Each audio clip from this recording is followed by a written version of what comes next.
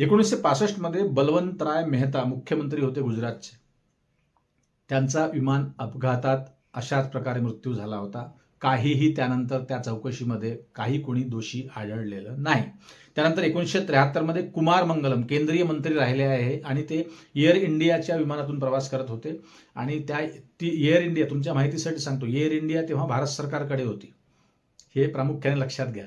तर अशा प्रकारे कुमार मंगलम केंद्रीय मंत्री राहिले आहेत, त्यांचंही विमान अपघातात मृत्यू झाला. त्यानंतर 1973ची घटना आहे. गुरुनाम सिंग हे पंजाबचे मुख्यमंत्री होते, त्यांचा दिल्लीला तो विमान अपघातच झाला होता. त्यानंतर मंडळी 1980च्या काळामध्ये 1980ला संजय गांधी, तुम्हाला ठाऊक असेल, राजीव गांधींचे धाकटे बंधू, लहान भाऊ संजय गांधी, ते सुद्धा पंतप्रधानाच्या रेसमध्ये होते. ते भावी पंतप्रधानच होते. आणि एक प्रामुख्याने लक्षात घ्या, ते स्वतः पायलट होते, पट्टीचे वैमानिक होते ते. आणि ज्या विमानाचा त्यांचा अपघात झाला होता ते विमान अगदी नवं कोरं होतं, हे प्रामुख्याने लक्षात घ्या. त्यांचाही विमान अपघात झाला, संजय गांधींचा. त्यानंतर 1994 मध्ये सुरेंद्रनाथ हे पंजाबचे राज्यपाल होते, त्यांचाही विमान अपघातात मृत्यू झाला. त्यानंतर 2001ची घटना आहे, तुम्हाला ठाऊक असेल, फार ही घटना तुम्ही पेपरला वाचली असेल, टीव्हीवरती न्यूज असेल. माधवराव सिंधिया हे मध्य प्रदेशचे मुख्यमंत्री होते.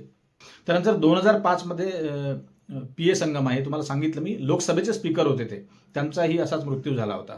त्यानंतर डेरा नातुंग म्हणून अरुणाचलचे शिक्षण मंत्री होते आणि ते सुद्धा भावी मुख्यमंत्री होते, मुख्यमंत्र्याच्या रेसमध्ये होते, त्यांचाही अशा प्रकारे विमान अपघातात मृत्यू झाला. त्यानंतर GMC बालयोगी हेही आपण ऐकलं असेल, कारण अलीकडच्या काळातल्या घटना आहेत. तेलंगणाचे ते भावी मुख्यमंत्री होते, म्हणजे मुख्यमंत्र्यांच्या रेसमध्ये ते होते, बालयोगी, त्यांचाही विमान अपघातात मृत्यू झाला. त्यानंतर 2009ची अगदी ताजी घटना आहे. राजशेखर रेड्डी आंध्र प्रदेश चे ते देखील आंध्र प्रदेशचे विद्यमान मुख्यमंत्री होते.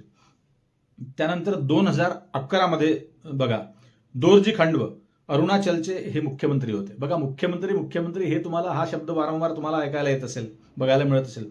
2025 मध्ये विजय रुपानी गुजरातचे मुख्यमंत्री, याही बातम्या तुम्ही वाचल्या, ऐकल्या, बघितल्या असतील, त्यांचाही विमान अपघातात मृत्यू झाला. त्यानंतर 2026 मध्ये आता अजित पवार ही महाराष्ट्रातली पहिली घटना आपण म्हणू शकतो. अर्थात तुम्हाला माहिती आहे 6 वेळा उपमुख्यमंत्री राहिले आहे, कोण? अजितदादा पवार.